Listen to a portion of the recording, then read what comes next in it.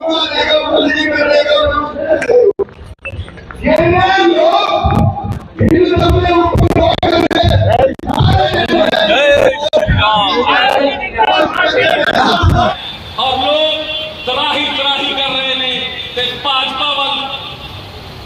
चुक चुक के इंतजार कर रहे हैं कि कदों भाजपा वाले आएंगे।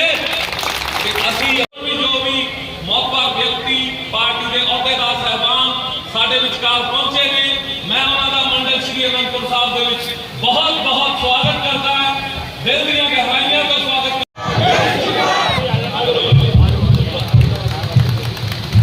सामने थोड़ा सा पीछे खोल जाओ। देश में जो है वो मध्यम वर्ग का जीवन जीने का सौभाग्य प्राप्त कर सके। जो देश में बिलो पॉवर्टी लाइन गरीबी रेखा के नीचे से जो जय श्री राम, मोदी जी को जय श्री राम, जय श्री राम, जय श्री राम। पढ़ता सी 8वीं 9वीं उदों के असी नारे ला रहे हैं, उदों के असी हिम्मत दिखा रहे हैं। सौगंध राम की खाते हैं हम मंदिर वहीं बनाए। सो इसलिए किन्ने लड़ाई लड़ी, किन्ने संघर्ष किए, जेल च गए, लाठियां खाइया और अल्टीमेटली तुहाडे आशीर्वाद नाल मोदी जी प्रधानमंत्री बने और मेरे वर्गे उन्होंने लखों नौजवानों का सपना पूरा होया, संकल्प पूरा होया कि सौगंध राम की खाते हैं हम मंदिर वहीं बनाएंगे, असी मंदिर उत्थे बना। सो इस करके राम जी की कृपा हो रही है। और आखिर च मैं इन्ना ही कहना है, कई सब पिंडा के लोग हैं, सब के घर मझा गावां हैगियां कि नहीं हैगियां? हैगियां।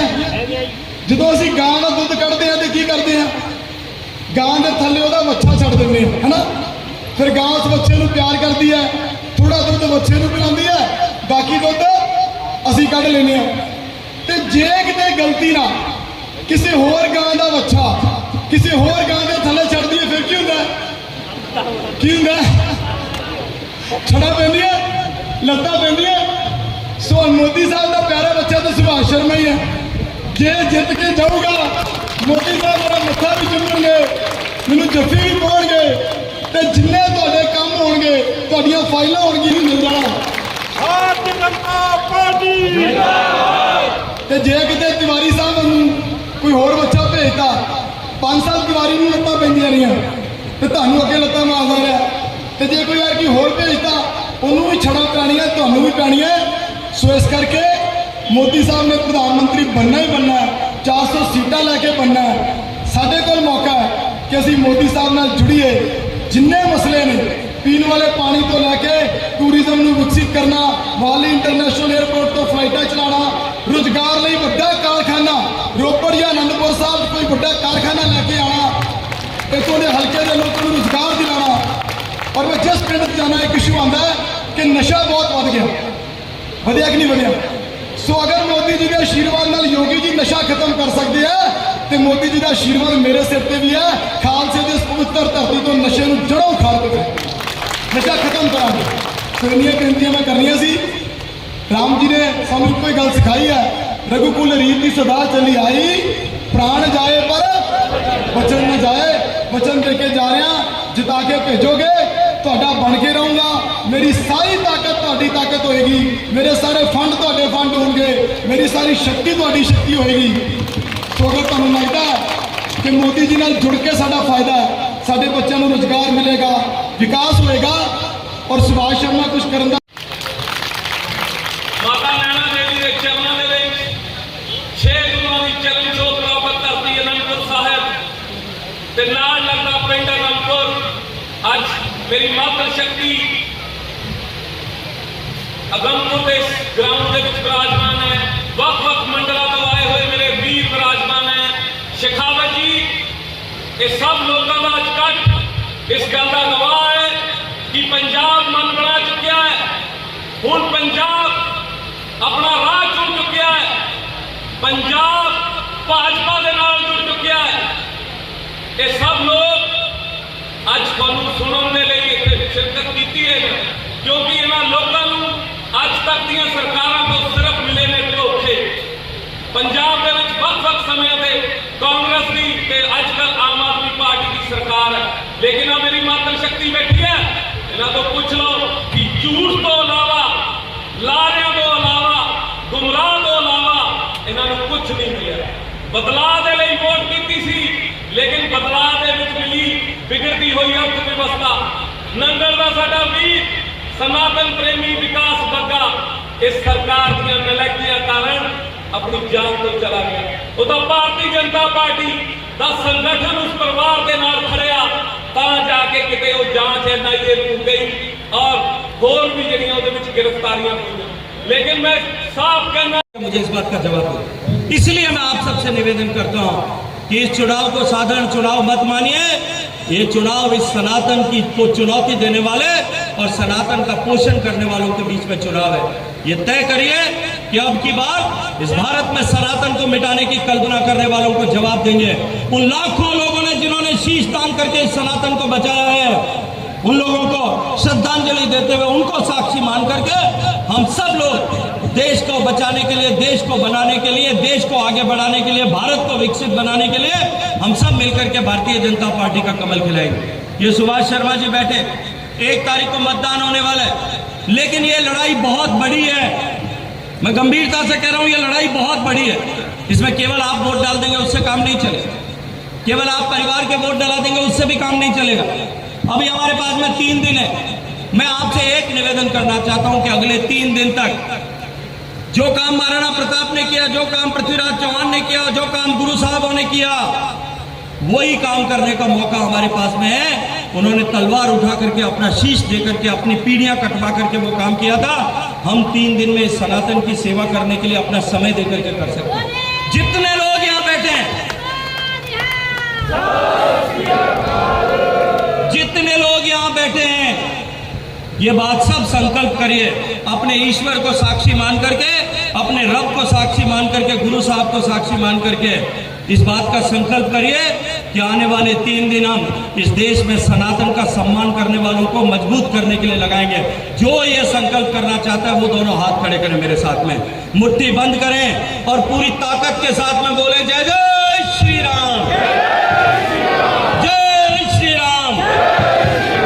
अपने आस पड़ोस में, अपने मोहल्ले में, अपने गांव में, अपने पंचायत में, अपने रिश्तेदारी में, पंजाब में जहां कहीं भी आपका रिश्तेदार रहता है उसको टेलीफोन करके कहिए, उसके घर जाकर के कहिए, गांव में घर घर जाकर के कहिए कि अब की बार मोदी जी की सरकार बनाओ, अब की बार सनातन पर वार करने वालों को हम चुनौती दे करके उनको परास्त करने के लिए काम करेंगे।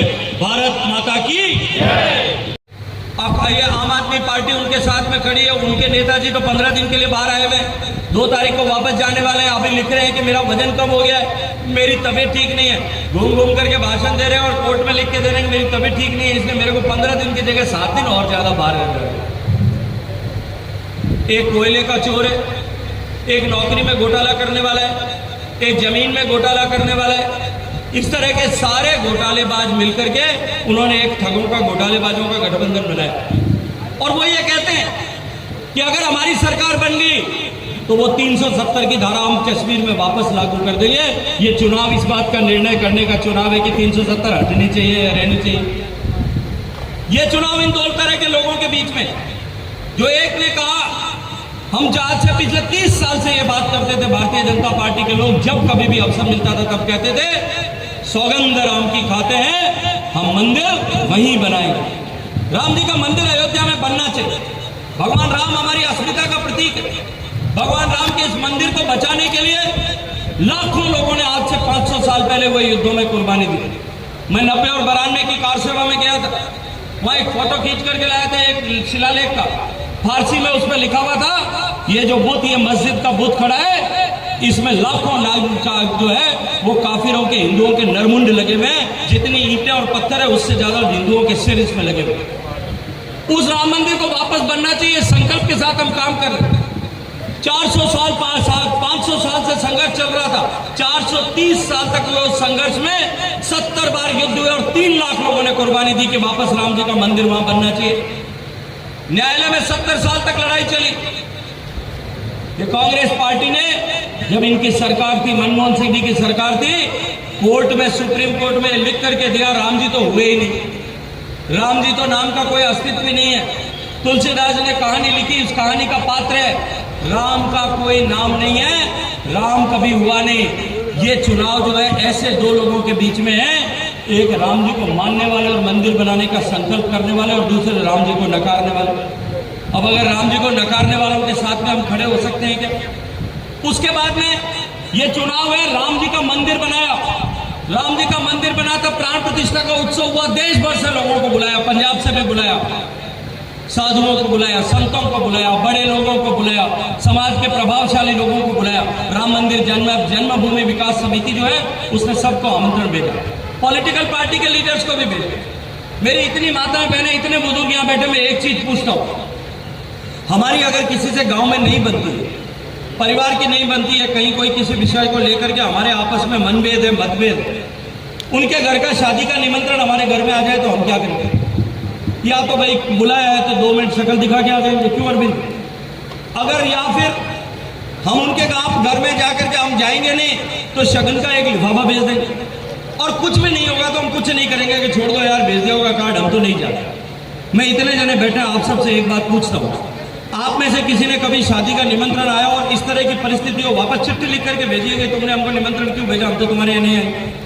ये कांग्रेस पार्टी के लोगों ने निमंत्रण को तिरस्कार किया, इन्होंने चिट्ठी लिख करके कहा कि हम राम के जन्म के ये जो प्राण प्रतिष्ठा का उत्सव है इसमें सम्मिलित नहीं हो सकते। और मैं आज आपको मैं निप कहता हूं और जिम्मेदारी से कहता हूं, ये ऐसा उन्होंने इसलिए किया क्योंकि उनको डर था कि उनका वोट बैंक नाराज हो जाएगा। 80 साल तक जिस राम मंदिर को रोकने का पाप उन्होंने किया था, वो पाप का एक बार फिर उन्होंने जो है प्रदर्शन उस समय में किया। अब राम मंदिर बनाने वाले और राम का अपमान करने वाले लोग हैं, उनके बीच में चुनाव करना है। मैं आपसे पूछना चाहता हूं, आप किसके साथ में करें? और इससे भी आगे बढ़कर अब की बार का चुनाव सनातन संस्कृति के पक्ष में खड़े हुए लोग और सनातन के विरोध में खड़े हुए लोगों के बीच में। एक तरफ नरेंद्र मोदी जी की सरकार है, जो ये भारतीय जनता पार्टी सनातन के जितने मान बिंदु है, गाय, गंगा, गौरी, गीता, गायत्री, हमारा योग, हमारा संस्कृत, हमारे आयुर्वेद, इन सब का सम्मान बढ़ाने के लिए पूरी दुनिया में काम करते हैं। जहां एक तरफ हम जाकर के अपनी शिकायत लगाते थे, जाकर के शिकायत दर्ज कराते थे संयुक्त राष्ट्र संघ में, अभी रूस और यूक्रेन के बीच में जो युद्ध हो रहा है, भीषण लड़ाई चल रही है, लगभग 1.5 साल से ज्यादा का समय हो गया है, और पूरी दुनिया इस बात को मानती है कि अगर उस लड़ाई को दुनिया में धरती पर कोई एक आदमी मिटा सकता है तो वो आज भारत का प्रधानमंत्री, हम सबका नेता नरेंद्र मोदी मिटा सकता है। याद करिए वो दिन जब रूस यूक्रेन की लड़ाई शुरू हुई थी, हमारे 27,000 बच्चे फंस गए। आपके आनंदपुर साहब लोकसभा के भी बहुत सारे बच्चे वहां जो चिकित्सा की पढ़ाई कर रहे थे, मेडिकल की पढ़ाई कर रहे थे, वो वहां फंस गए थे। 27,000 बच्चे थे देश के, उनके माता पिता दुख व्यक्त कर रहे थे, बार बार टेलीफोन कर रहे थे, हमारे बच्चों की सुरक्षा की चिंता कीजिए, प्रधानमंत्री जी किस तरह से हमारे बच्चों को ला सकते हैं। देश के प्रधानमंत्री ने 2 टेलीफोन किए, एक रूस के प्रधानमंत्री को और दूसरा जेलेंस्की को, यूक्रेन के प्रधानमंत्री को 2 टेलीफोन किए। दोनों देशों की बंदूकों की गोलियां रुक गई, तोपों के नारे नीचे हो गए, मिसाइलें रुक गई, हवाई जहाज उड़ना बंद हो गए। हमारे 27,000 बच्चे तिरंगा झंडा हाथ में पकड़ करके सम्मान के साथ में वापस घर तक अपने घर तक पहुंचे। हमारे बच्चे तो पहुंचे। पाकिस्तान अफगानिस्तान वालों को लगा कि इस तिरंगे में ताकत है, चेक करना चाहिए। उन्होंने कागज पर पेंट करके तिरंगा बनाया, वो तिरंगा पकड़ करके आए, उनको भी वही सम्मान मिला क्योंकि वो तिरंगे की छाया में जो है वो अपने देश का नाम बुला करके आए थे। उन्होंने कराची जाकर के वक्तव्य दिया कि देश का प्रधानमंत्री अगर हो तो नरेंद्र मोदी जैसा होना चाहिए, और किसी देश का झंडा हो तो वो तिरंगे के जैसा झंडा होना चाहिए। ये परिवर्तन आप लोगों ने देखा किस तरह से भारत के हालात बदले, भारत की अर्थव्यवस्था बदली है। आज हम दुनिया की तीसरी बड़ी अर्थव्यवस्था बनने की दिशा में जा रहे हैं, 5वीं अर्थव्यवस्था बन चुकी है। पूरी दुनिया भारत की तरफ आज एक आशा भरी नजरों से देख रही है। ये भारत की ताकत और हौसला पिछले 5 साल में बढ़ा। देश में सड़कें बनी, देश में नए रेलवे स्टेशन बन रहे हैं, देश में नई रेलवे लाइनें डल रही है, देश में रेल का जो है वो सारा इलेक्ट्रिफिकेशन हो रहा है, देश में नए पानी के मार्ग बन रहे हैं, जहाज जिनमें चल सके ऐसे 100 मार्ग देश में बन रहे हैं। देश में गांव-गांव तक सड़कों को जोड़ने का काम हो रहा है, देश के हर गांव तक, हर घर तक पीने का पानी पहुंचाने के संकल्प के साथ में काम हो रहा है। आप तो पंजाब की धरती से आ रहे हैं। अभी मेरे को माननीय मंडल अध्यक्ष जी कह रहे थे कि पड़ोस का एक गाँव में एक क्लस्टर ऑफ विलेज, कुछ गांवों के में पीने के पानी का संकट है। वहां जो योजना बनी है उस योजना के माध्यम से पूरा पानी पहुंचता नहीं। जब आजादी आई उसको लेकर के और 2019 में जब दोबारा नरेंद्र मोदी प्रधानमंत्री बने, मुझे जल शक्ति मंत्रालय का काम दिया और लाल किले के प्राचीर से प्रधानमंत्री जी ने कहा कि देश के हर घर तक पीने का पानी पहुंचना है। आजादी के बाद से लेकर के देश की सरकारों ने भी प्रयत्न किए बड़े जोश खरोश के साथ में। जहां एक तरफ नरेंद्र मोदी जी के सरकार ने जो काम पिछले 10 साल में किए, उनकी चर्चा आप सब लोगों के बीच में की है। किस तरह से पिछले 10 साल में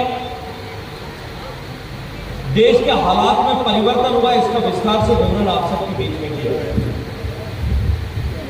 2004 से 14 के बीच में जो 10 साल की सरकार थी, उस सरकार के समय में देश में जिस तरह के हालात थे, जिस तरह की परिस्थितियां थी, दो तरह के समाचार प्रमुखता के साथ में अखबार की सुर्खियों में आते थे या टेलीविजन की न्यूज का हिस्सा बनते थे। या तो देश में हर दूसरे तीसरे महीने कोई एक बड़ा घोटाला होता था और अन्यथा देश में कहीं न कहीं 2-3 महीने में एक बड़ी आतंकवादी घटना होती थी। उस 10 साल के कालखंड में जिस तरह से भारत की छवि एक कमजोर देश की बनी थी, उसके चलते हुए देश की सीमाओं पर खड़े हमारे सैनिकों के सिर काट करके पाकिस्तान ले जाने के समाचार छपते थे। चीन के द्वारा देश की सीमाओं का अतिक्रमण करने के समाचार छपते थे और या इससे अलग हट करके बड़ी आतंकवादी घटनाओं के समाचार छपते थे।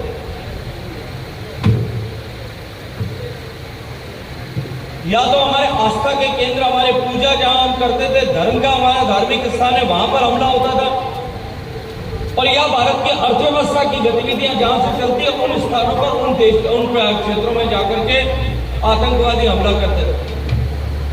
याद करिए जम्मू के रघुनाथ मंदिर में जो हमला हुआ, अहमदाबाद के अक्षर मंदिर में बड़ा हमला हुआ, जयपुर के हनुमान जी के मंदिर में हमला हुआ, तमिलनाडु में देवी मंदिर में हमला हुआ और ये एक बहुत लंबी श्रृंखला इस तरह से हमारे आस्था के केंद्रों पर चोट पहुंचाने की थी, ताकि देश का बहुसंख्यक समाज, देश का हिंदू समाज मानसिक रूप से उसको कमजोर किया जा सके, उसको तोड़ा जा सके। और दूसरी तरफ देश की प्रगति का आधार जो देश की अर्थव्यवस्था है, देश की आर्थिक स्थिति जहां से मजबूत होती है, जिन शहरों से देश की आर्थिक गतिविधियां प्रमुख रूप से चलती हैं, वहां आतंकवादियों की बड़ी घटनाएं होती थी। याद करिए मुंबई पर जो हमला हुआ था, पानी की नाव में बैठ करके समुद्र के रास्ते से आतंकवादी आए थे और उन्होंने जिस तरह का कत्लेआम किया था, जिस तरह से देश की आर्थिक राजधानी मुंबई को दहला करके रख दिया था, देश एक बार पूरा जो है उसके कारण से दहशत में आ गया। उसी श्रृंखला में याद करिए पुणे का जर्मन बेकरी कांड, बेंगलुरु का हमला, हैदराबाद का हमला, चेन्नई का हमला, दिल्ली का हमला, जयपुर का हमला, ऐसी अनेक आतंकवादी घटनाएं देश में होती थी ताकि देश को आर्थिक दृष्टिकोण से कमजोर किया जाए। भारत में अशांति का माहौल है, ऐसी परिस्थितियां पैदा की जाती थी ताकि विदेश से आने वाला निवेश भारत में आने से। उस 10 साल के कालखंड के बाद में उसको बदलने के लिए जिस तरह से देश की जनता ने श्रद्धेय मोदी जी को आशीर्वाद दिया,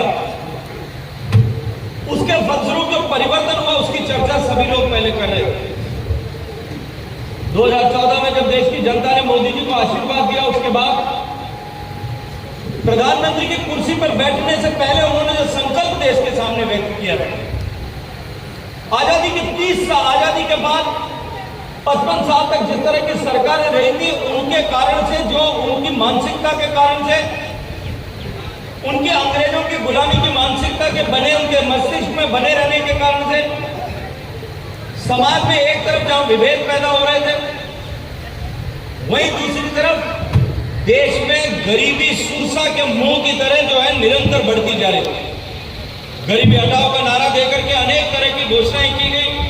इंदिरा आजादी के इतने साल बाद में भी 4 करोड़ घर ऐसे थे जिनमें बिजली की सुविधा नहीं थी। 21वीं शताब्दी में उनको बिजली मिली। आजादी के 67 साल बीत जाने के बाद में भी देश के 11 करोड़ परिवारों के पास गैस का चूल्हा नहीं था, उन्हें गैस का चूल्हा मिला। देश के 12 करोड़ परिवारों की माताओं बहनों को नित्य प्रतिदिन अपनी गरिमा के साथ समझौता करना पड़ता था। नरसिम्हा राव जी ने वादा किया कि हम गरीबी को हटाएंगे, लेकिन देश में गरीबी हटने के बजाय गरीबों की संख्या निरंतर लगातार बढ़ती जा रही है। नरेंद्र मोदी जी का संकल्प कि मेरी सरकार गांव, गरीब, किसान, पीड़ित, शोषित, वंचित, दलित इन सब के जीवन में परिवर्तन लाने के लिए काम करेगी। और जब उन्होंने यह संकल्प देश के सामने व्यक्त किया और उन्होंने कहा कि मेरी सरकार इस देश में परिवर्तन लाने के लिए काम करेगी, जनता ने हमें केवल सरकार चलाने या देश चलाने का मौका नहीं दिया। ये देश तो भगवान भरोसे चलता है। 10 साल तक मौनी बाबा प्रधानमंत्री थे तो भी देश चल रहा था। देश में नींद लेने वाले प्रधानमंत्री थे, मैं नाम नहीं लूंगा, तो भी मंच पे बैठे नींद लेते थे तो भी देश चल रहा था। आदरणीय सुभाष जी हम सब के बीच में आए, जोरदार ताली बजा करके इनका स्वागत करें।